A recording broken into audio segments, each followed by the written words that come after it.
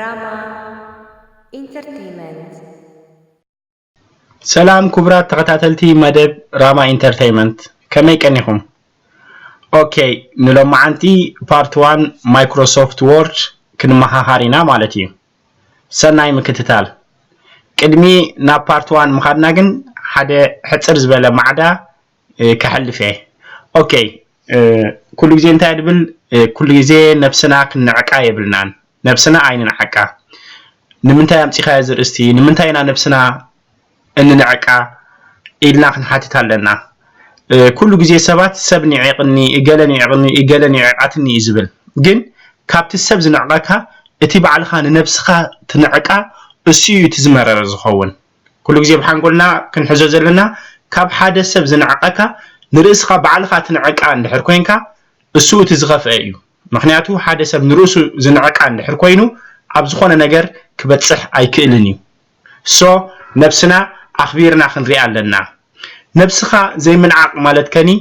انتاي مالتيو نفسها زي من عقل مالت for example حدث بنفسه اندحر زي نعقا خوينو سريحة كحلف الله يخيليو أتنعي كرد أخيليه جزي أبصبوك حلفو لني زتفل عليه نقرات أبحانقولو يا أبتو مالتي اوكي for example أبزنتاي له حجي تواهير أبي كي بتصح بمبال جزي خب بخونتو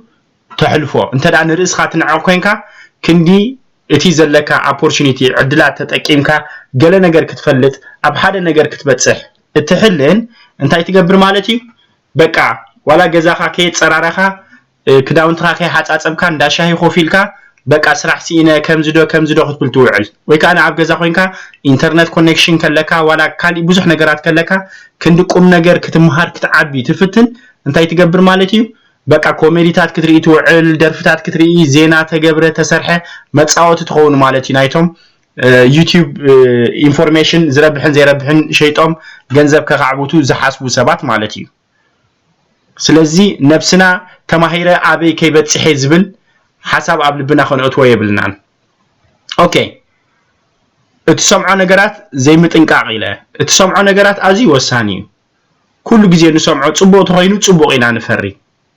for example አብዛ ሰዓት እዚያ ብዙሓት ዝተፈላለዩ አካላት ዩቲዩብ በትግርኛ ዝዝርግሑ አለው ገሊኦም በቃ ተገብረ አብ ኢራን ከም ዝኾይኑ አብ ኢራቅ ከም ዝኾይኑ አብ ሱዳን ከም ዝተሰርሐ አብ ጀርመን መሽማ ፈትሕዋ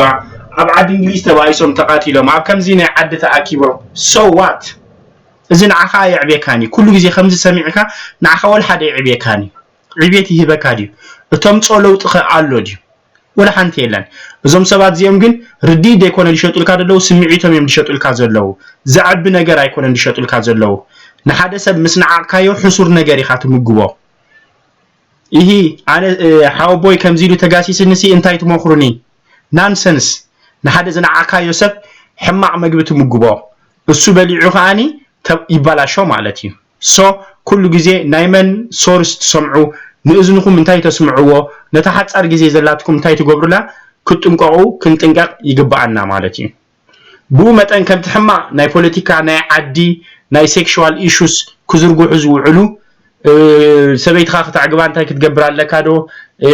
ከተፍቅር ተኾንካ እንታይ ክትገብር ኣብ ከምዚ ዕንክሊላት ካብ ከምዚ ምስማዕ ቡ መጠን ካ ሰናይ ነገር ዝምሁሩ ብዙሓት ሓይልታት ከም ዘለው ክንዝንግዕ የብልናን ሓደ ናይ ጠንቋል መንፈስ ዘለው እንዳ ጠንቋል እዩ ዝኸይድ ሓደ ሰኽራም ሰብ አቤሎ ባራትና በላይ ሐሰስ ይሉ ዝኸይድ ሓደ ናይ አምላኽ ሰብ ካኒ አቤሎ ቤት እግዚአብሔር አቤሎ ደቂ እግዚአብሔር ይዝንቀሳቀስ ዘሴም ካኒ አብ ኢንተርኔት ምስአተና ኢንተርኔት ብዙሕ ዓይነት ይሒዝልና ዝመጽእ እቲ አእምሩ በኃጢያት ወይ ድማኒ በቁም ነገር በኃጢያት ተባላሽ ወይ ድማ ቁም ነገር ዘይመልአሰብ እንታይ ይገብር በቃ ዘይረብሕ ነገራት ኮሜዲታት ደርፍታት ክሰምዕ ይውዕል ማለት እዩ አእምሩ ዲስትሮይ ይገብሮ ፖለቲካ ሰሚዕኻ ሰዋት what you bring እንታይ ተምጽነ ለውጥሎ ወላ ሓንቲ ሓደ ሰብ ግን ኣብ ሓንቲ ነገር ፎከስ ሎም ሓንቲ ተኣቱ ሓንቲ ነገር ትገብር ጽባሕ ንዓት ምልከተን ብድሕር ጽባሕ ንዓት ምልከት obviously ዘይቅየር ሰብ የለን ማለት እዩ ስለዚ ሓደ ሰብ ንሩሱ እንድሕር ዝንዕቃ ኮይኑ ኣብ ዝረብሕ ነገር ፎከስ አይገብርኒ ፋሕ ዝበለ ኢንፎርሜሽን ዘይጠቅም ተገብረ ተሰርሐ ክሰምዕ ውዕል ሶ ንሰምዖ ነገራት ክንጥንቀቅ ኣለና ነፍስና انت دعا نخبر كوينا اوكي كالي انت ايلي نلوت زي مبقاس كل جزي هيوت كلتا جزي كونتن حانت عدل يا دلاتنا بزا مريت سلازي نتا توهيباتنا دلنا بملو حيلي نإكزابير عمزجينا كنسرح الله نحاسب لنا كنعب نحاسب لنا أب عبيت كنأمن كنكيل لنا انت الآن نلوت إزاين بقاس كوينا بقى عمت رايز غير رامبر اتسبتي أي تغيران مالتيو انت إذا عمت راي غير أب هيوتك والحانتي رئيسها كعبي يغيد الله مجبي نبلع نكرسنا يتصقبوا مالتي عكلاتنا يدلدلو أمرنا دما زربح information نمجبنا كلعبيو يقبع مالتي أنا خلوات إيه دبل concept كن حزالنا نخط لوات إن حرت بجيس كخاني نعخذ حجز حيل خمزلو كتأمن علىك كل جزء direction زفلت أسب منجد زفلت أسب حجاز يركبي at least واحدة منجد إن حرت خير علىك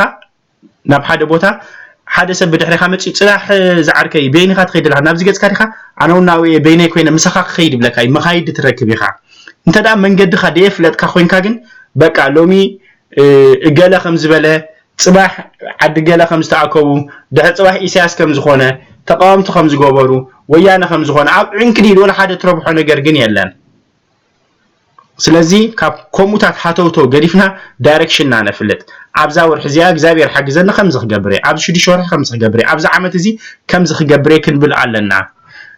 دحيره دقرب كوانتا بستعنقفكا وديقكا منبار عبز خانتاي يا انا عدلنا تبالاشيو بقى نحنا عين ربحنينا وكان احنا بقى اخيلنا تزلاتنا غلبت نا غلبت انت خوسيرنا دي انت تسكيمنا هنا خنحلفلنا دخل دامبري نحنا سي بقى كنمهار ويقوم ነገር كنبصح عين خيلنا زبل بعلخ نفسها سويسايد نفس قتلت مفصام مالتي ازخات زغفه already ابشويت عدمينا دو خاب عدنا وصينا فور اكزامبل ندحراب سدت علينا او خمي جيري عبي جدن اكاديمي ناب يونيفرسيتي مخاد وي انستيتيوشن مخاد ايكونن تترخبه عسيه تزي ترخيبو جن بقى مو خيفلت كاريخا ختنبر بمنباب معباي كم زلو اينفلت اندينا وي حادثه كل جزء سلسمع استفلالي انفورميشنز قنطبطاب سلازفلطه ناي صرغيا علالات سلازفلطه وي زيناتات بقى تجبره تلخع سلازفلطه زعابي دي يسمعوا كومي كونان كنجبر لنا فلطت باكيجد اوكو فلطت كنحس كنحسب علينا ابتست عنقفنا ابت زودقنا انا سدت وصي ابشار شاي كفل تمرت قاريصه بو بقى هيوتي كدمسس يبلون اوف كورس شار شاي كفل قاريصه كون خيله جن فيديو كاميرامان كون خيله فيديو كاميرامان دتماهرو ديام اكاديمي قد ديام قصيرم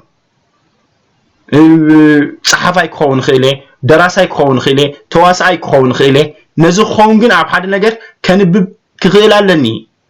حقي ስለዚህ አብዝ መንገድ እዚ አነ ከሕግዞኩም ተበጊሰለኹ በወገናይ አይ ሆፕ ስራትኩም ካኒ ድሕሾኩም ፈሊጥኩም ንዓኹም ንኽረብሕ ዝተበገሰ ሓይሊ ዝተፈላለዩ አካላት ፎሎው ክትገብሮም የተባባዓኩም እንተዳ ኖ ንሕናስ በቃ ስደት ወጪና በቃ መንግስቲ ክሳዕ ማዓሲኻ እናመራርካት ነበር ፎር ኤግዛምፕል ወዲ 22 ዓመት ተሰዲድካስ ብሕጅ እንድሕር ክሳዕ 70 ዓመት ነበር ኮንካስ 50 ዓመት ሙሉ እናማረርካ ካብት ነበር حدا خلت 3 عامت صقيت كاب حدا نجر سريحكا مقيار دو اي حايشن صعب تستعنقفنا يا عين مبر حنتي تتقورصا بتا دتقورصت محساب واغا يبلون بتا زي تقورصت بانت خغبر علنيلكا محساب يغبا مالتي اوكي حجينا ارسنا نتو انا مدبين تايدلو ناي كمبيوتر بروجرام كيبوكم مديبلخ مالتي كاب جراس روت كاب حديلنا ولا حمشاي كفل دبصحه ولا ربعي كفل تمرت زقارصه انت دا نز تمرت زي تخاتاتيلو بارت 1 بارت 2 حيزك خيده نكمبيوتر زملكت لكع معرتي تمهارا يونيفرسيتي افلوط اخم زلو نغبر لسنات بروجرامات كدالو وسينا له مالتي اي هوب يو ويل فولو نفسنا كل غزي عينن حقا جدن اليونيفرسيتي كيدا لك مالت ايكونن اوكي نمتاي كني مايكروسوفت وورد مريصلكم مايكروسوفت وورد مالت كمزي قدم اب عدنا زي تمهره ايدحن زي توقره ايدحن زبحال زنبره حدثب انت داني مايكروسوفت وورد زي فلت كوينو بحصيرو انتي كوينو لمالتيو جنا ابزازل العالم سي نخنبر سي اشغاري عدلنا هيبنا اب سدت ولا ناي ريفيجي سوشيال نابل اخادي ناغله بخمو قلطمطم نابل كا تحلفو مالتي وي كان اب غله دربح عد تخينو غله غلبتكا ولا خسير كادي تسكين كادي تشيط مالتي እዚ ማለት ግን እኹል አይኮነን ትምርቲ ኣብ 10 ክፍል ስለ ዘቋረጽና ኣብ 50 ክፍል ስለ ዘቋረጽና ድማ ቶታሊ ኮምፒውተር ንዓና አይትምልከተናን ማለት አይኮነን ኮምፒውተር አላትና ማለት ካኒ ፈላጣቲና ማለት አይኮነን ኣብኣ ዘሎ ብጉቦ እንፈልጦ ክንብገሳለና ካብ ኮምፒውተር ካ እቲ ዝበለጸ ፍልጠት ክህልወና ዝግብኦ መጀመሪያ ማይክሮሶፍት ወርድ እዩ ንምንታይ ማይክሮሶፍት ወርድ ኮይኑ ከብረሃልኩም ኣብ ስደት ብዙሓት አጋጢሞም ምንያም ገሊኦም ልዕሊ 10 ዓመት ተቀሚጦም موبايل استفላለያ አነ ኤስቴን ኖት ከምዚ አለን ንኽብለኻ ትሰምዖም ግን በቃ ኮምፒውተር ከማን ኣብገዝኦም ስንኸቱ ሲድበቁ ተኺልና ናይ 100 ቅርሺ ናይ 200 ክንገዚ ይብለኻ ብጣዕሚ ተሐዝን ማለት እዩ ኦኬ ማይክሮሶፍት ወርድ ዝተመርጸሉ ምኽንያት ኣብዚ ዘመንና ማይክሮሶፍት ወርድ ማለት ጥራዝን ፒሮን ማለት እዩ ሓደ ሰብ እንተዳኣኒ ከንብብን ክጽሕፍን ዘይክእል ኮይኑ በቃ ማሃይም ይንብሎ ኣብ 21 ክፍለ ዘመን ድማ ኮምፒውተር ከፊቱ ሓደ ሰብ ማይክሮሶፍት ወርድ ብግቡ እንድሕር ዘይጥቀም ኮይኑ ጋና ማሃይምነት ኣያጥፈን ተባሂሉ ይጽዋዕ ወላ 10 ክፍል ብጻሕ ወላ 11 ክፍል ብጻሕ ንዓለም ስኻኻ 10 ክፍል 11 በጽሕም ትብሎም ዳ እንበር ዓለማት ግን ማሃይም እዚ ሰብ ኢሎም እዮም ድጽውዑኻ ሶ ካብዚ ክንገላገል ክንመሃር ይግባአና ዝኾነ ክቡር ነገር ትኸፍለሉ ኢኻ ግዜኻ አትሊስት ትኸፍለሉ ኢኻ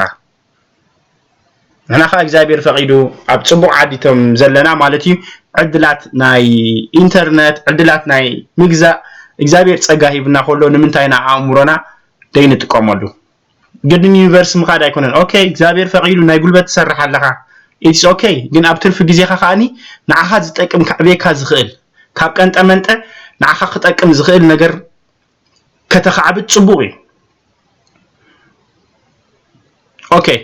ስለዚህ እዚ ማይክሮሶፍት ወርድ ልክዕ ከም ጥራዚ እታ ኪቦርድ ትባሃል ካኒ ልክዕ ከም ፒሮ ቁጽርዋ ምክንያቱ ኣብ 21 ክፍለ ዘመን ጥራዝ ማይክሮሶፍት ወርድ ኮይኑ ደሎ ፒሮ ካኒ ኪቦርድ ኮይኑ ደሎ ኦኬ ተኻሊ ግለፎን ዩኒቨርሲቲ መታ ዋላ ኣብ ስደት ቮኬሽናል ጆብ ከምዝ ሌረን ብሎ ብናይ ጀርመን ኣዘራርባ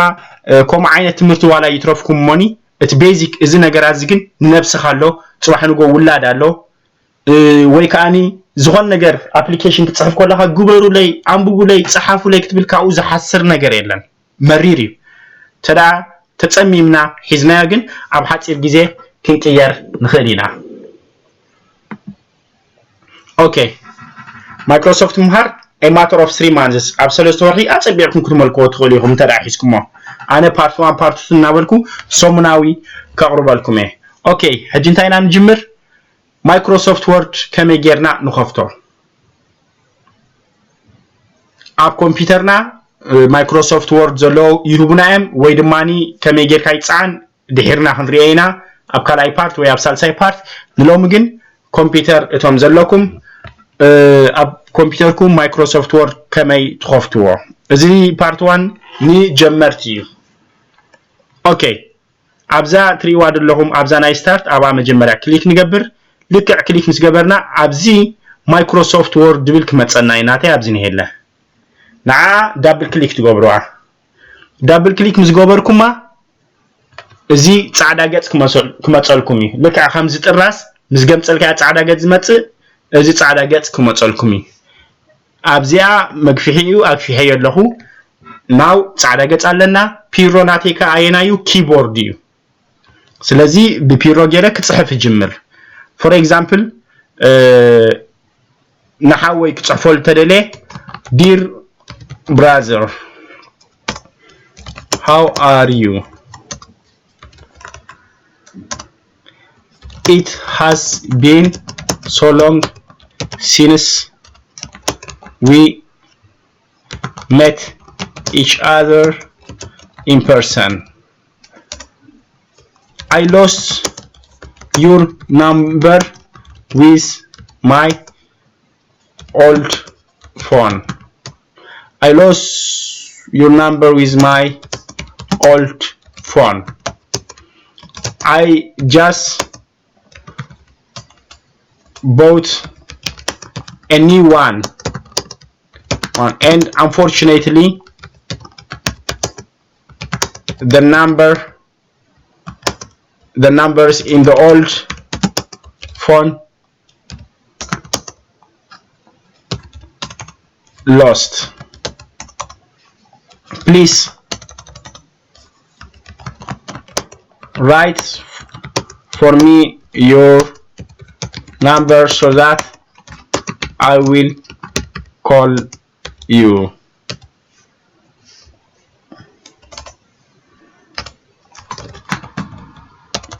Your brother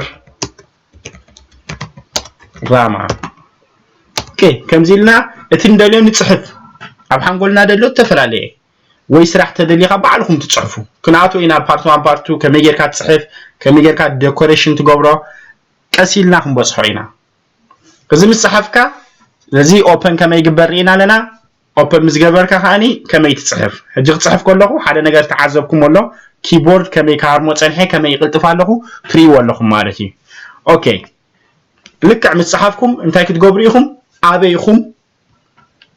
ተቀምጥዎ የገድሰኩም እዩ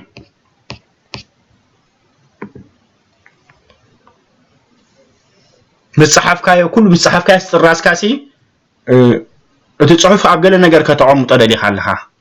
ኦኬ what we will do is ነቲ ጽሐፍኩሞ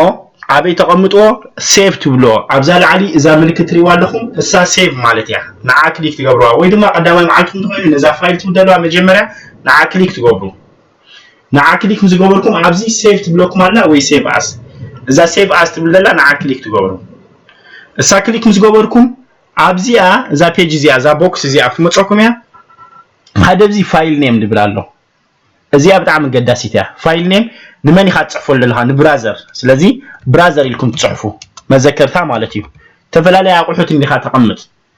ሕጂ እዚኣ ናይ ብራዘር ያ ንብራዘር ትምልከት ንኻሊት ኮይና ሓበ ብሽሞም እታ ፋይል ንብራዘር ጽሓፍኩም ለ ኣበይ ከተቀምጡ ትደልዩ ከምቲ ንብረት ኣብ ገዛና ገሊኡ ኣብ ኪሽነ ገሊኡ ኣብ ቴራሶ ብላዕሊ ገሊኡ ኣብ መኻዚኖ ገሊኡ ኣብ ውሽጢ መደቀሲ እናቀምጦ ኣብዛ ኮምፒውተር ካ ዝተፈላለዩ መቀመጥ ኣለዋ ነቶም ጀመርቲ ግን ሕጂ ናብ ነዊሕ ቅድምኻና እቲ መቀማጡን ኩሉ ሓደ ስለዝኾነ ናገፍ ሕቅን ምምጹ እንታይና ንገብር እታ ነቀምጠላ ቦታ ኩሉ ግዜ ኣብዚ ጸጋምኩም ራእዩ እንታይ ትብል ክትረኽቡ ኢኹም መሲልኩም ዴስክቶፕ ትብል ክትረኽቡ ኢኹም ትሪዋ ኣለኹም ዛ ዴስክቶፕ معانا ክትረኽቡ በዚያን ኢኹም ተንቀሳቅሱን ትሪዋ ኣለኹም ስለዚህ ነታ ዴስክቶፕ ትብል ደላ ንዓ ክሊክ ትገብሩ ንዓ ትንኪዋ ስለዚህ እታ ሴቭ ምስበልኩም እዛ ፔጅ እዚኣ ክትመጽልኩም ያ ኣብዛ ፔጅ እዚኣ ክልተ ነገር ኢኹም ትገብሩ ሓደ ኣብ ዴስክቶፕ ኣቀምጥ ያ ትብሉ ኣለኹም ካላይ ጋ እታሽም ካብኡ ዛ ሳልሰይቲ ሴቭ ትብሉ ብዚኣ ክሊክ ትገብሩ ስለዚህ ኣብዚኣ ፋይልና ሴቭ ኣስምስበልና እዛ ፔጅ እዚኣ ክትመጽልና ሰለስተ ነገራት ንገብር ቀዳመይቲ ኣበይ ነቐምጦ ኣብ ዴስክቶፕ ግበርዋ እዚ ትምህርቲ እዚ አይ ፎከስ ፎር ዘ ቢጊነርስ ካብ ሓደ ኢልና ኢና ክንጅምር ካልኣይ እታ ሽም ሃብዋ ፋይል ኔም ነቲ ጽሑፍ ዘለኩም ሰብ ብሽም ግበርዋ ወይ ካ ንስራሕ ተኮይኑ ወይ ናይ ቪዛ ተኮይኑ ቱ አሜሪካን ኤምባሲ እታ ትጽሕፍዋ ደለኹም መዘከርታ ሽም ትጽሕፉላ ማለት እዩ ሳልሰይተን እታ ሴፍ ኣብዚኣ ኣላትኩም ሰለስተ ነገራት ኣበይ ተቀምጡ እታ ሽም ፕላስ ሽዑ ሴፍ ትብሉዋ እዚኣ ዝገበርኩም ተዓጽያላ ናብዛ ላዕል ትኸዱ ዛ ኤክስ ትሪዋ ኣለኹም ኣብዚኣ ንዓ ኤክስ ትገብሩዋ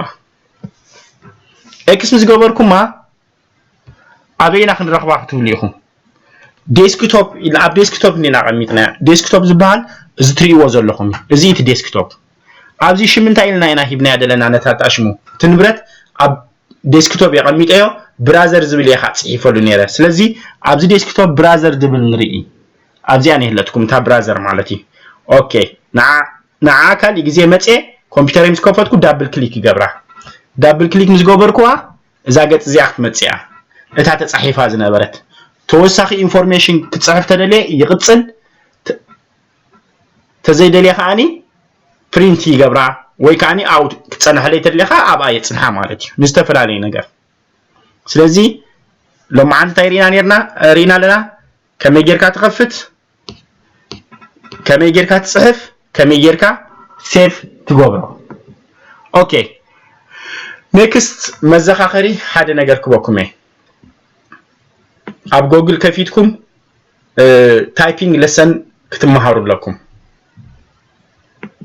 معالتاوي بوحدو حد ساعة تلماميدنا عب سلسة سمون تايب كم دلايكم كتصحفو خجموريكم تمارا يونيفرسيتيون عب حمشا كفلي قوارت it doesn't matter معالتاوي ساعات سلسة سمون ندحر تايب كنقبر جميرنا بيرو غيرنا خنصحف نخيل مالتي بيرو مالتي زي تايبين نعا ابيكم كترخبوها ابزيا جوجل تخفتو إذا مسكوفتكم عبزي أنت تصحفوا تايبينج لسن تصحفوا ذات ريواد لهم كم ذات صحف هذا لهم إنتر كبيلة إذا جت كمتيو إذا قدامي تنتريواد لهم إذا قدامي تنكليك تجبروا حجي إذا قدامي تنمزجبركم عبزي دتفل عليه كبوكمي ستارت بالله المستارت انتي تقبروا اذا لوج ان ويكا كرييت فري اكاونت بلنا اذا كرييت فري اكاونت كليك غوروا قداماي معلتهم تخينو ابا كليك غير لكم يوزر نيم حجي شنكم من بولون عمنت راما باسورد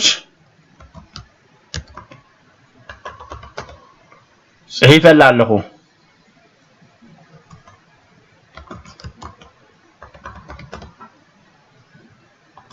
باسورد بو مالتي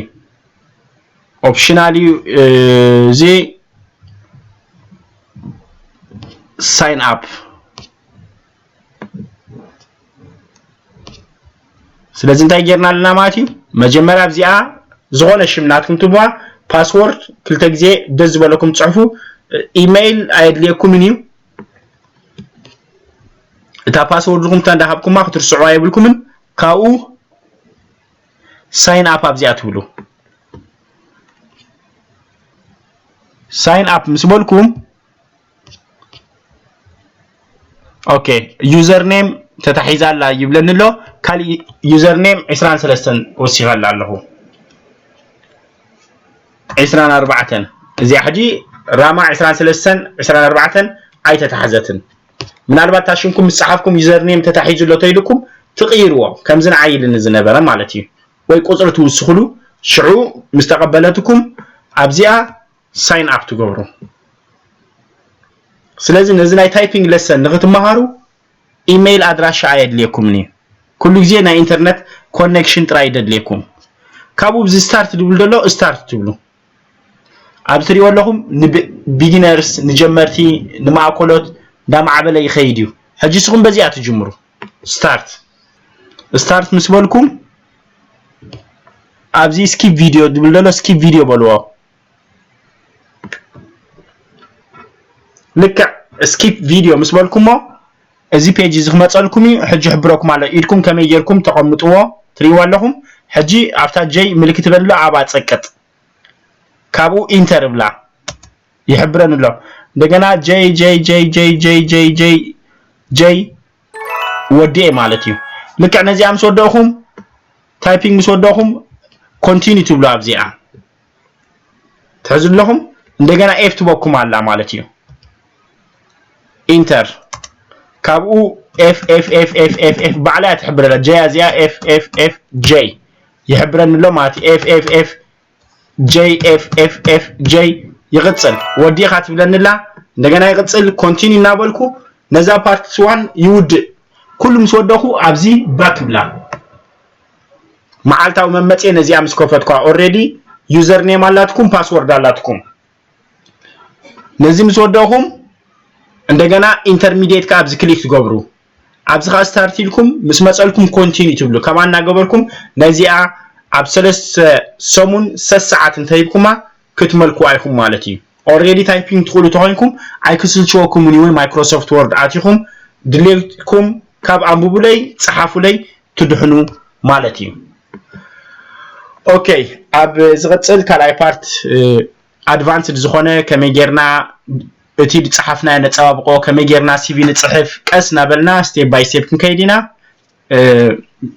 ክሳዕ ንራኸብ I hope እዚ ትምህርቲ ዓጊብኩም ዶ ትኮኑ ንኹሎም ኣሕዋትኩም ሼር ግበርዎ ኢኹም subscribe ግበሩ ኢኹም ሰላም ቅነ